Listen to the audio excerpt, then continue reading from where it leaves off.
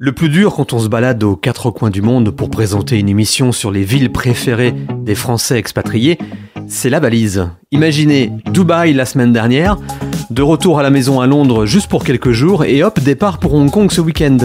C'est toute une organisation. Bon, je sais que je ne bouge pas en fait, je fais ça à distance, mais ça n'empêche, je prépare ma valise à chaque fois quand même, histoire de me mettre en situation le plus possible. Voilà. Bref, salut, c'est Olivier Geoffry pour Vivre à Hong Kong, nouvel épisode de la série Vivre à, produit par la première plateforme multimédia d'aide à la mobilité internationale, françaisdanslemonde.fr. Le sommaire, il est très simple, Hong Kong et un petit peu de Hong Kong aussi. Avec les infos d'Artus, dans quelques minutes, le podcast Replay un peu plus tard, qui pour une fois va s'intéresser à un expat français qui a décidé de quitter sa ville d'adoption, Hong Kong, et de rentrer au pays. Et puis comme d'habitude, je ne suis pas tout seul. Karine Joachim Pasquier est à côté de moi dans mon avion virtuel, qui est pile à l'heure, celui-là. C'est l'avantage des avions virtuels. Et ça tombe bien, parce qu'on décolle. Vous vivez dans une ville que vous aimez ? Témoignez dans cette émission. Contactez-nous via la page Contact sur le site françaisdanslemonde.fr. On y est, Hong Kong, 30 minutes d'arrêt à peu près, avec toi Karine pour nous guider à travers la ville. Bonjour Karine. Bonjour. Merci de revêtir le désormais fameux uniforme du guide Vivre à de françaisdanslemonde.fr. Ça fait 5 ans que tu habites là-bas maintenant, donc on attend ton retour d'expérience avec impatience. Et Hong Kong en plus, ce n'est pas n'importe quelle destination, je suis certain qu'il y a beaucoup à dire. Mais avant, est-ce que tu peux nous en dire un peu plus sur toi, sur ton parcours ? Alors je m'appelle Karine, je suis une petite Suissesse perdue à Hong Kong et je suis arrivée ici il y a 5 ans. Donc moi à la base j'ai une formation en tant que bibliothécaire et quand je suis arrivée à Hong Kong j'ai un peu changé de métier. Donc je travaille à temps partiel comme chargée de projet e-learning et ma grande passion c'est l'écriture. Donc j'ai pu depuis Hong Kong me plonger dans cette passion. D'accord. Et depuis j'écris des romans, des pièces de théâtre, je mets en scène des spectacles, je donne des cours d'impro. Donc ça m'a permis de creuser toutes ces passions. Donc multicasquette, quel type de roman tu écris ? J'écris à la fois des romans pour enfants et à la fois j'ai écrit un roman pour adultes, un drame, voilà. D'accord. Donc j'écris de tout et j'écris également des pièces de théâtre. Et on peut trouver ça où ? Sur le web par exemple ? Je sais pas, acheter tes livres ? Vous pouvez les trouver dans toutes vos librairies préférées sur le web. Très bien. Et ça vient d'où cette passion ? Alors j'ai toujours eu cette passion de l'écriture depuis toute petite. J'aime écrire des histoires. Je pourrais même pas dire quand ça a commencé. Et puis bon, au début j'écrivais des histoires pour ma maman, bien sûr, que j'imprimais et que je lui offrais à la fête des mères. Excellent. Et puis après j'ai commencé à écrire un peu plus sérieusement et j'ai commencé un gros projet de roman quand j'étais en Suisse, mais je travaillais à 100%, je faisais pas mal de trajets pour aller au travail, donc c'était compliqué. Et quand je suis arrivée à Hong Kong, j'ai suivi mon mari en fait qui a eu un poste à Hong Kong. Donc en arrivant là-bas, j'ai eu un grand vide et c'est à ce moment-là que je me suis dit c'est l'occasion jamais de t'y mettre à fond. Et c'est là où j'ai écrit mon premier roman, le roman adulte Oublier Gabriel. Très bien. Et qu'est-ce que tu nous as réservé de beau en quelques mots pour cette visite de Hong Kong, pour cet épisode Vivre à Hong Kong ? On va parler de quoi ? Alors, je me réjouis de vous emmener dans des endroits peut-être un peu moins connus que les 10 choses incontournables à faire qu'on peut trouver sur le net concernant Hong Kong. Et j'espère qu'on aura un peu le temps de parler de culture, d'opéra cantonais, de cuisine, du cantonais lui-même, de la langue cantonaise, etc. On a tout le temps du monde, Karine, t'en fais pas. Parfait. À tout de suite pour commencer la balade. Ça sera juste après les infos d'Artus. Les infos d'Artus. Vivre à. Salut Artus, cette semaine tu nous emmènes faire le tour de Hong Kong en 3 minutes. Salut Olivier, et oui, dans ce nouvel épisode, on débarque à Hong Kong, la perle de l'Orient, ville chérie par des milliers d'expatriés. Le port parfumé, traduction française de Hong Kong, est un véritable joyau asiatique. Ce petit archipel d'une superficie de 2755 km², 4 fois plus petit que la Corse, et depuis quelques années, la proie de milliers d'expatriés français. À titre d'exemple, en septembre dernier, on comptait 12 000 personnes inscrites au registre des Français à Hong Kong. En réalité, c'est bien plus que ça. Depuis la fin des restrictions liées à la pandémie du Covid-19, la diaspora française ne cesse de s'agrandir en Asie et tout particulièrement à Hong Kong. À vrai dire, au vu des nombreux avantages qu'offre la ville, ce n'est clairement pas étonnant. Alors si vous aussi vous souhaitez tenter l'expatriation à l'autre bout de l'Asie, vous êtes au bon endroit. Tâches administratives à connaître, infos pratiques et plein d'autres petits tips pour préparer au mieux votre expatriation dans l'archipel hongkongais. C'est ici que ça se passe. Donc comme dans de nombreuses régions du monde, si vous souhaitez rester durablement à Hong Kong, c'est-à-dire plus de 3 mois consécutifs, il vous faudra un visa. Attention, l'obtention des visas à Hong Kong, ce n'est pas qu'une partie de plaisir. Les démarches sont réputées pour être longues et fastidieuses. À ce titre, je vous conseille de vous entourer d'un avocat spécialisé pour vous accompagner pendant les démarches administratives. Étant donné que les Hongkongais contrôlent tout, que ce soit donc vos ressources financières ou bien les offres d'emploi et les postes vacants dans votre secteur d'activité, il est préférable d'avoir un dossier béton. Concernant maintenant les visas, il y a plusieurs types. Le plus répandu, c'est bien entendu le visa de travail, valable pour une durée d'1 an et renouvelable. Le visa de travail, c'est le sésame qui vous ouvrira les portes des entreprises de l'archipel. C'est simple, sans celui-ci, vous ne pourrez pas travailler sur place. Autre titre hyper prisé, c'est le visa d'investissement d'une durée de 2 ans et renouvelable plusieurs fois. Comme vous êtes censé le savoir, Hong Kong est l'un des centres financiers les plus puissants du monde et pour les investisseurs du monde entier, une politique hyper séduisante a été mise en place pour continuer à les attirer. Très bien, ça c'est fait. Et au niveau des démarches administratives, c'est OK, Artus ? Oui et non. Il y a une dernière chose à savoir, c'est peu importe le visa que vous possédez, il est primordial de posséder une Hong Kong ID Card. Véritable carte d'identité des expats, ce titre est gratuit mais surtout obligatoire pour tous les étrangers vivant à Hong Kong pendant plus de 180 jours. Réputés pour leur lenteur administrative, nous vous conseillons de débuter les démarches pour la Hong Kong ID Card 1 mois après votre arrivée sur le sol national.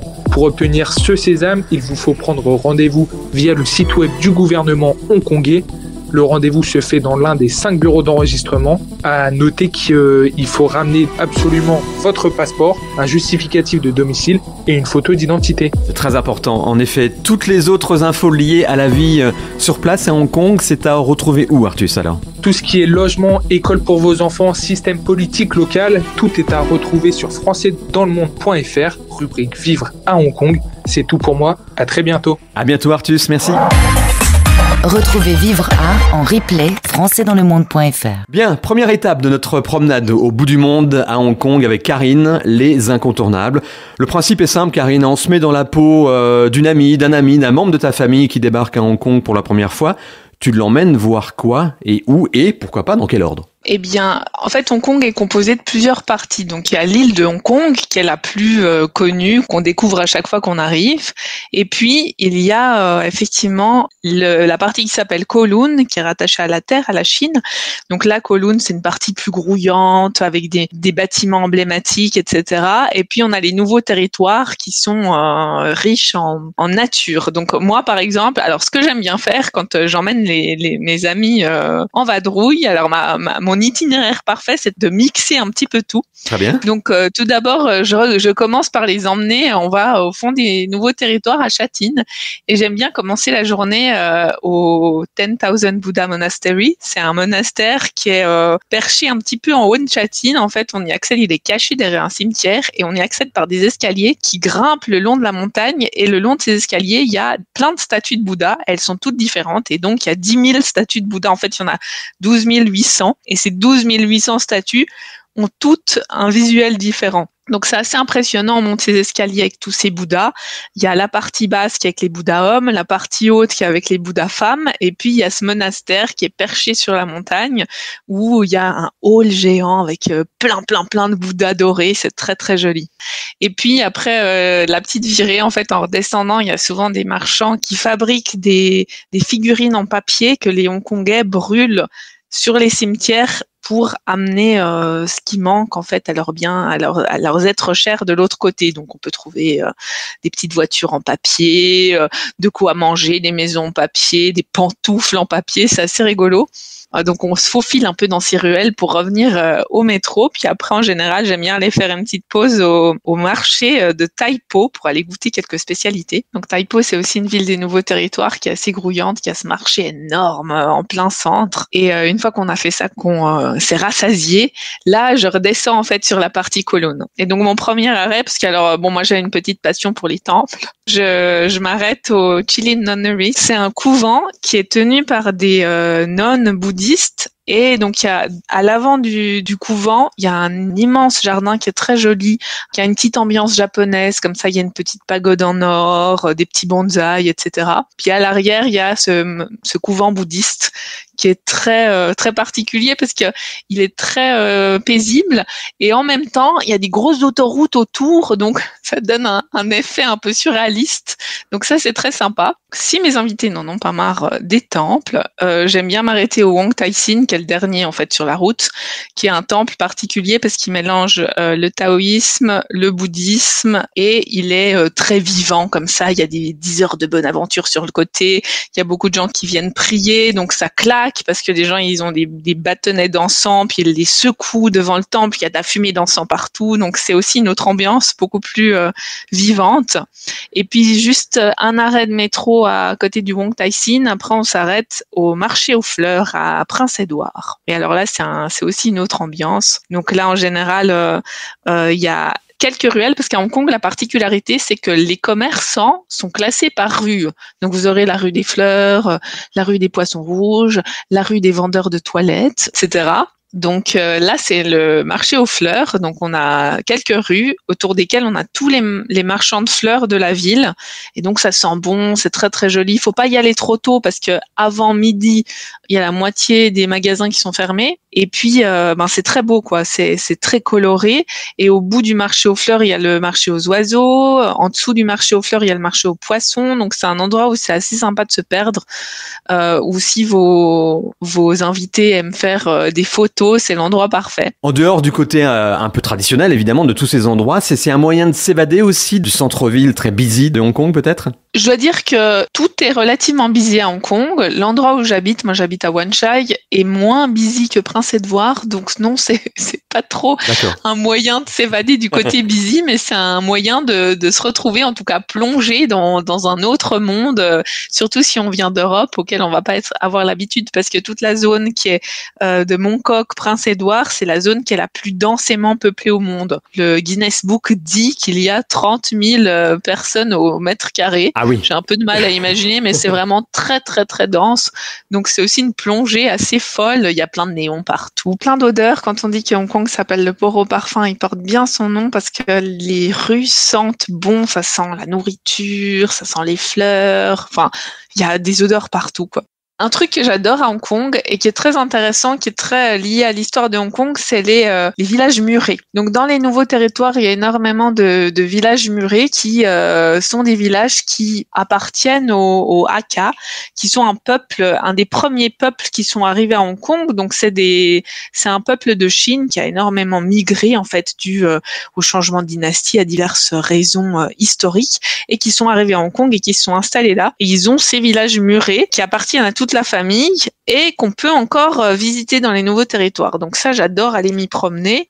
C'est assez particulier architecturalement parlant parce que c'est vraiment des villages qui sont entre 4 blocs construits les uns à côté des autres de manière tout serrée et on peut mêler ça avec des randonnées très très sympas. Et on continue dans quel coin après alors du coup ? Alors après j'aime bien redescendre, justement le redescendre en fait en direction de l'île de Hong Kong. Moi je fais les choses un petit peu à l'envers, donc on redescend vers Mongkok, toute la zone de Yau Ma Tei. Donc c'est cette zone qui est peuplée où finalement là ce qui est intéressant c'est plus de se perdre dans les ruelles plutôt que de visiter des choses, c'est plus de goûter à l'ambiance. Si vos invités sont très férus de shopping, la zone est intéressante aussi. Vous avez le mall qui s'appelle le Langham Place, qui est un mall immense. Je sais pas combien d'étages de haut il fait, mais il est énorme. Et les étages de tout en haut sont assez sympas parce que c'est dédié à des petites boutiques plutôt asiatiques. Donc j'aime bien souvent aller m'y promener. Et puis dans les ruelles adjacentes à Mongkok, vous avez des immeubles qui sont dédiés à des produits spécifiques. Donc, vous avez l'immeuble pour acheter des appareils photo de seconde main, l'immeuble pour acheter des Lego. Donc, selon les intérêts de vos invités, vous allez trouver en fait tout ce qui va leur plaire. C'est assez sympa. Donc, on retrouve là aussi le concept de rue spécialisée, mais version immeuble. Exactement. C'est assez rigolo de s'y perdre. Il y a des fois des immeubles entiers qui sont dédiés aux jeux vidéo, etc. Donc voilà, c'est un bon endroit si on a envie de comparer les prix, de ramener quelque chose. Alors ça, c'est pour visiter avec quelqu'un qui ne connaîtrait pas bien Hong Kong. Il y a plein de choses, hein, je suis sûr, à ajouter. Mais toi, par exemple, ta routine, ça serait quoi ? Il y a des endroits où tu vas te reposer, par exemple. Il y a des endroits où tu sais qu'il y a ton restaurant préféré ou le café préféré. Il y a une routine chez Karine et sa famille ? Oui, il y a une routine. Alors après, il y a la routine du week-end et puis la routine de la semaine. C'est pas la même, donc, ouais. Alors, alors, il y a plusieurs endroits. Donc, le week-end, quand je suis un peu fatiguée de la ville et justement du côté foule et danse, ce que j'adore faire, c'est d'aller sur l'île de Cheung Chau. C'est une île qui se trouve à 45 minutes de l'île principale de Hong Kong. On y accède en bateau. Et alors là, on a l'impression d'être complètement dépaysé. C'est une petite île de pêcheurs, il n'y a pas de véhicule dessus, il y a la plage, c'est très très relax. Donc souvent le week-end, c'est là-bas qu'on me trouve. Et puis sinon la semaine, alors moi j'ai un endroit où j'aime bien aller boire un café et travailler, c'est le Kubrick Café qui se trouve tout près de Yomaite. C'est en fait à côté d'une cinémathèque et donc il y a cette librairie, c'est un café-librairie, ils ont des bons gâteaux. Donc ça c'est un endroit où j'aime bien aller me poser. Je pense que j'aimerais bien aussi. Et quand c'est ouvert, il y a un autre café qui est vraiment génial, qui s'appelle le Mum's Not Home. Mum's Not Home, c'est le café qui est dans un building, qui est un peu caché, qui a été ouvert par 2 artistes peintres. Et cet endroit est complètement déjanté, avec plein de plantes et puis des spots de toutes les couleurs, des sortes de figurines partout. Et ils sont spécialisés en cheesecake, ils font des super cheesecakes et des sortes de limonades faites maison très sympas. Et donc c'est un petit endroit arty caché de Hong Kong que j'aime bien, mais ils ont des horaires un peu spéciaux. Il faut surveiller sur Instagram quand est-ce qu'ils sont ouverts ou pas, en fonction de leurs expos, de leurs voyages, etc. C'est un petit bric-à-brac en fait. Ça me fait penser, la nourriture, il y a quelque chose à essayer absolument, ou toi, il y a quelque chose que tu adores ? Alors, bon, le classique, c'est les dim sum, bien sûr. C'est ces petites bouchées qu'on prend souvent, que les Hongkongais mangent pour le petit déjeuner ou pour la pause de l'après-midi. Donc ça, j'adore. Mon dim sum préféré, il se trouve à Prince Édouard, tout près du marché aux fleurs. Il s'appelle le One Dim Sum. Si on a envie de tester des dim sum un peu revisités, j'aime bien aller au Manmo Dim Sum qui est plutôt à Centrale et qui est particulier parce que c'est un chef suisse qui a décidé de mixer des plats occidentaux avec les dim sum. Donc on va trouver des dim sum à la ratatouille par exemple. Il y a le dim sum au reblochon. Ah oui, donc c'est mélangé effectivement. Ouais, ils ont vraiment fait un mix. Par exemple, la tarte aux œufs traditionnelle de Hong Kong, ils l'ont mixée avec une tarte au citron meringué. Et le résultat est incroyable. C'est très sympa. Donc à essayer absolument aussi un joyeux mélange. Exactement. Et puis sinon, moi j'ai un petit penchant pour le char siu. C'est du porc laqué qui mange sur du riz et qu'on peut trouver dans tout ce qu'on appelle les tsatsanteng. C'est des petits cafés qu'on trouve un petit peu à tous les coins de rue et où ils servent ça sur du riz. C'est tout simple, c'est fondant, c'est délicieux. Ça donne envie tout ça. Il y a autre chose que tu voulais ajouter pour cette partie un peu touristique ? Alors sinon ma routine, j'y vais toutes les semaines et c'est mon gouffre financier, c'est mon passage à la librairie française Parenthèse qui est à Centrale. Bon alors j'aime beaucoup les libraires qui sont trop sympas, mais j'aime bien aller, c'est tout petit, c'est un peu niché dans un immeuble et voilà, c'est un petit peu l'endroit où j'aime bien aller fouiner et il y a plein de livres. En tout cas, Hong Kong, ça a l'air d'être une belle destination dépaysante aussi comme on les aime. Karine, tu ne bouges surtout pas. On a encore besoin de toi dans la dernière partie de cet épisode pour cette fois-ci aborder d'autres aspects de Hong Kong. Ça sera juste après le podcast replay, comme d'hab. Un peu différent cette semaine d'ailleurs, puisque c'est la rediff d'une interview de Gauthier avec Vincent, qui lui a décidé de rentrer en France après 20 ans à Hong Kong. Comment ? Pourquoi ? Réponse maintenant. Un Français dans le monde, le podcast. Bonjour Vincent. Bonjour Gauthier. Merci d'être avec nous en direct sur cette antenne. Bonjour à Racine Sud qui nous a mis en relation. Toi, depuis 20 ans, tu vis l'expatriation. Tu as décidé de quitter Montpellier, ta ville d'origine, pendant 5 ans à Madrid. Ensuite, il y a eu les USA. Exactement. Et l'Asie, avec une installation à Hong Kong. Hong Kong qui a beaucoup évolué ces dernières années. Quand tu es arrivé, il y avait peu de Français qui s'expatriaient là-bas. Alors effectivement, quand je suis arrivé, je faisais pas partie des premiers non plus, mais c'était une communauté beaucoup plus restreinte que celle d'aujourd'hui, même si celle d'aujourd'hui est déjà un peu plus restreinte que celle d'il y a 2 ans. Ouais, alors on peut en parler tout de suite. Le Covid est passé par là. Il y a eu une politique de zéro Covid. Toute la période, toute la zone Covid, les 2 ans de crise sanitaire ont été relativement difficiles à gérer pour les expatriés. Alors, elle a été particulièrement difficile à Hong Kong parce qu'elle a été précédée d'une crise politique dès 2019, dont on espérait arriver au bout et avec laquelle le Covid a enchaîné très directement. Donc, c'est un peu plus que les 2 dernières années que l'on vit en crise à Hong Kong. Alors, ta vie, cependant, est là-bas. Ta femme est hongkongaise. Tu as monté 2 entreprises basées à Hong Kong. Mais malgré tout ça, la décision est prise. Vous allez revenir en France. Alors, effectivement... ma femme est hongkongaise, mes enfants sont binationaux. Ça fait effectivement 20 ans que j'y suis. J'y suis devenu entrepreneur puisque j'étais au départ expatrié et puis j'ai décidé de quitter la société pour laquelle je travaillais pour créer ma propre société. D'autres sociétés ont suivi. Et effectivement, malgré tout ça, j'ai fait le choix de revenir sur mes terres d'origine parce que c'était déjà un vieux projet avec ma femme, et notamment celui de donner la possibilité à nos enfants de connaître et de vivre la France et le Midi en particulier, comme je l'ai moi-même vécu, puisque j'y suis aujourd'hui très attaché. Donc je tenais à ce qu'ils aient cette empreinte-là. Donc en effet, les enfants vont venir dans le système éducatif français. Justement, quitter autant d'années d'expatriation pour revenir s'installer dans une France qui a quand même beaucoup bougé depuis. Est-ce que, comme on me le dit souvent, c'est une véritable expatriation de revenir dans son pays au bout d'autant de temps ? Alors effectivement, c'est une sorte d'expatriation dans la mesure où pour moi c'est pas un retour, quoi. C'est plus un aller simple vers la France, ou un aller simple, ou en tout cas pour le moment, parce que il est pas impossible non plus qu'on reparte un jour, qu'on ne fasse que transiter par la France comme on a transité ou comme j'ai transité à Hong Kong, aux États-Unis ou en Espagne auparavant.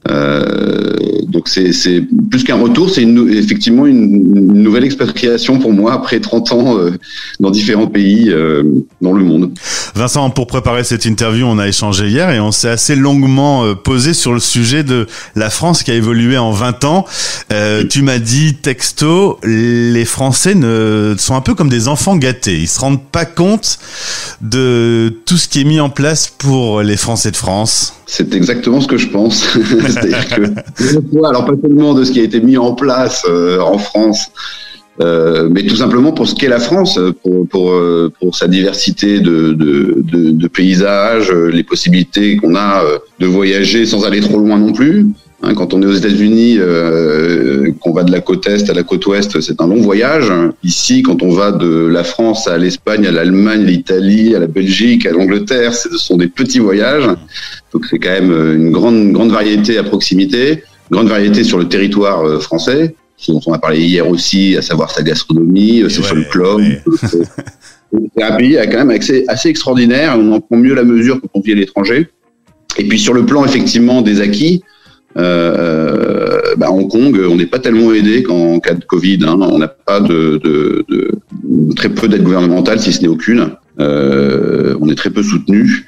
Et puis le coût de la vie aussi est très différent parce qu'on paye peut-être un peu plus d'impôts en France, mais on paye beaucoup moins les institutions privées que sont les assurances pour le médical, que sont les écoles pour l'éducation, ou encore les propriétaires pour les loyers. Enfin, il y a beaucoup de choses qui coûtent beaucoup plus cher à l'étranger. C'est le cas aussi aux États-Unis. C'est ce que j'ai vécu là-bas aussi. On est dans des systèmes très comparables, plus libéraux encore que la France. Donc effectivement, on a le sentiment que les Français se rendent pas très bien compte de la chance qu'ils ont ici d'être dans un beau pays et avec pas mal d'acquis et d'avantages. Il y a presque 3 millions de Français qui vivent hors du territoire et sans doute ce sont les plus français de tous. Oui, peut-être. Bon, après, il y a deux types aussi d'expatriés. Hein. On m'a souvent posé la question de savoir ce qui m'avait fait partir, mais moi, il n'y a rien qui m'a fait partir. Hein. C'est l'envie d'aller ailleurs qui m'a fait partir, mais certainement pas l'envie de quitter la France, non, à aucun moment. Pour d'autres, c'est peut-être le cas. Certains pensent que pour des raisons fiscales, il est préférable d'aller vivre ailleurs. Moi, j'ai jamais raisonné comme ça. Moi, c'est toujours été l'envie de découvrir ailleurs qui m'a fait partir ailleurs, mais sans aucun renoncement. Alors la France, tu as fait le premier confinement puisque tu étais revenu et tu t'es retrouvé coincé ici. Heureux d'être coincé en France plutôt que à Shanghai ou je ne sais où. J'imagine, puisqu'on est dans cette séquence qui s'appelle un occitan dans le monde, le sud de la France garde un charme inégalé. Je ne vais pas dire le contraire, hein. C'est certain que... Et ce sud-là en particulier, parce que c'est un sud qui est encore très préservé, si je compare avec le sud-est, hein, la Côte d'Azur, ou le sud-ouest et le Pays Basque, ça reste une région un peu moins touristique. Je parle de l'Occitanie, l'Aude en particulier, un peu moins touristique, un peu moins fréquentée, donc peut-être un peu moins abîmée aussi. En tout cas, Vincent, je suis désolé, mais Météo France aujourd'hui, et ça doit être un des seuls jours de l'année, annonce qu'il fera plus beau à Lille, là où se trouvent nos studios, qu'à Montpellier, là où tu te trouves. Je suis désolé. Voilà, de temps en temps, il faut que le Nord ait quand même quelques points d'avance. Dernier petit mot, tu t'appelles Vincent de Saint-Exupéry. Évidemment, pour les auditeurs, ça parle un tout petit peu.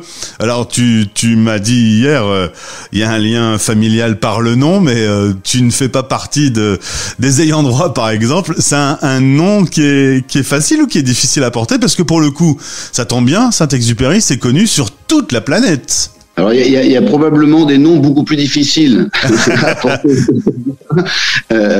Non, c'est plutôt une chance. Effectivement, c'est un joli nom. C'est surtout une jolie personne. Donc une personne qui attire plutôt les sympathies.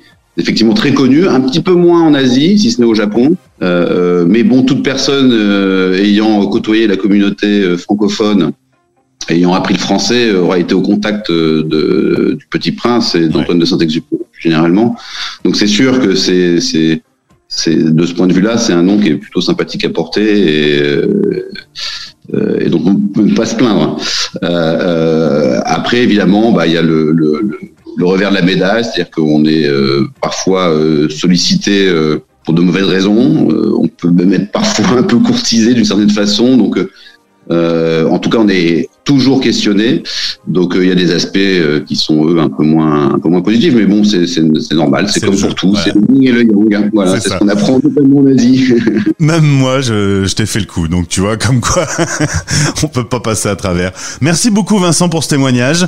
Bon retour en France, et j'espère que ta femme et les enfants vont profiter de ce petit chant des cigales.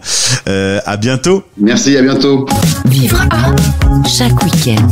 Zoom sur une ville d'expat avec Olivier Geoffry. Vivre à Hong Kong, de quoi ça a l'air? Comment ça se passe? Que faut-il savoir? Que faut-il éviter de faire peut-être aussi? C'est un peu à toutes ces questions qu'on essaye de répondre dans l'épisode de cette semaine avec Karine qui vit là-bas depuis 5 ans.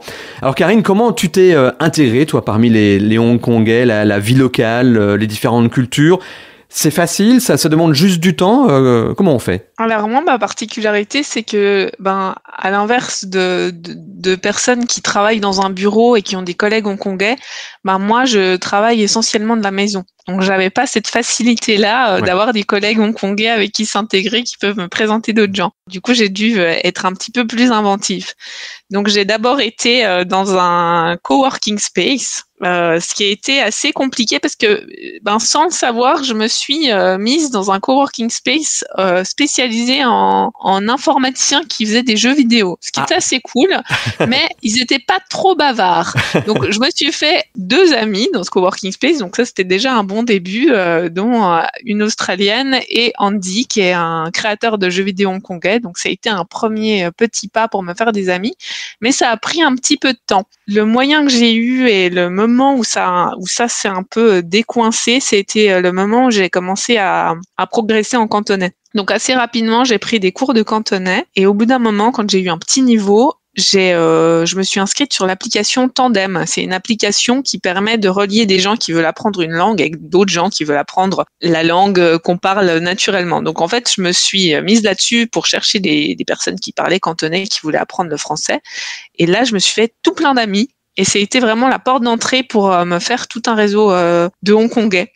Mais alors, le cantonais, il faut s'accrocher. C'est pas impossible. Il faut travailler assez régulièrement. Moi, ce que j'ai fait, en fait, les premiers temps, c'est que j'ai décidé de ne pas fréquenter de francophones pour éviter ça et de faire tout ce que je pouvais en cantonais. Donc, quand j'allais au marché, je parlais pas en anglais. Au début, les gens comprenaient rien. Après, ils ont commencé à rigoler. Et puis maintenant, c'est bon, ils comprennent ce que je dis. Et j'arrive à commander mes pak choy et mes aubergines sans problème. L'essentiel. Exactement. Mais du coup, là, ça fait 5 ans que je l'apprends et je peux toujours pas dire que je suis fluente. Mais j'arrive à avoir une conversation, disons, basique en cantonais. Mais c'est difficile. Et ce qui est aussi particulier, c'est qu'il y a la partie orale et il y a la partie écrite qui est différente, qui ne se prononce pas comme la partie orale. Donc, c'est comme apprendre 2 langues. Donc, moi, jusqu'à présent, je sais lire un menu au restaurant, mais je sais davantage parler quand même. On peut vivre à Hong Kong sans parler le cantonais, hein. Ça serait mentir que de dire le contraire.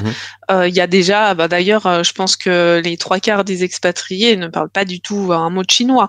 Donc c'est faisable pour la vie de tous les jours. Mais c'est vrai que moi, ça m'a permis déjà de me faire tout un réseau d'amis. Ça m'a permis aussi d'aller un petit peu me faufiler dans des endroits où j'aurais jamais pu aller. Je me suis fait inviter par la tante d'une amie à aller voir un opéra cantonais, par exemple. Je me suis fait inviter par une autre copine à aller dans une fête de famille où il y avait personne qui parlait anglais. Donc, j'ai l'impression d'avoir accès à plus de choses et surtout d'avoir une meilleure compréhension de l'endroit où je vis. Mais si on parle que l'anglais, on s'en sort, hein. Donc, ça va. D'accord. Ah, si on parlait de la culture un peu plus précisément, justement, je t'entends pas mal parler d'opéra, évidemment tu baignes toi-même un peu dans la culture, t'es écrivaine. Qu'est-ce que tu aimes bien, toi, côté culturel à Hong Kong ? Alors moi, ce que j'adore, c'est qu'ils ont tout plein de festivals sur lesquels, en fait, ils vont décorer toute la ville. Donc, ils ont effectivement le Nouvel An chinois, mon préféré, le Festival de la Mi-Automne, qui est en septembre. Et puis là, ça prend toute la place. Il y a tous les commerces qui se décorent, toute la ville qui s'arrête l'espace d'un instant. Donc, pour le Festival de la Mi-Automne, notamment, il y a justement des marchés aux fleurs partout. Les gens se retrouvent à l'extérieur pour pique-niquer dans les parcs. C'est très sympa.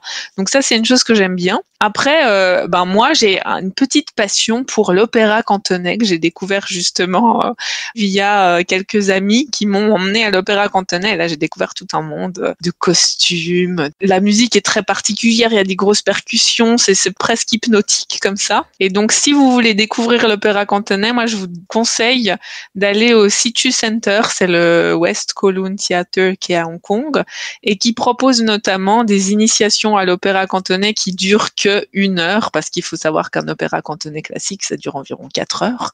Donc, ça peut être un peu intense quand on n'a pas l'habitude. Mais donc, ce West Kowloon Center, il propose des initiations avec explications en anglais et puis explication des costumes. Donc, ça, c'est très sympa. Ça, c'est quelque chose que j'apprécie tout particulièrement. Après, les histoires en elles-mêmes, ça dépend de l'opéra qu'on regarde. J'ai été voir un opéra classique qui s'appelle Dai Loi Fa, dont l'histoire est typiquement chinoise parce que ça se passe effectivement sous la dynastie Ming avec des traditions, etc. Donc ça, c'est très chinois. Mais après, il y a des artistes hongkongais qui se réapproprient cet art.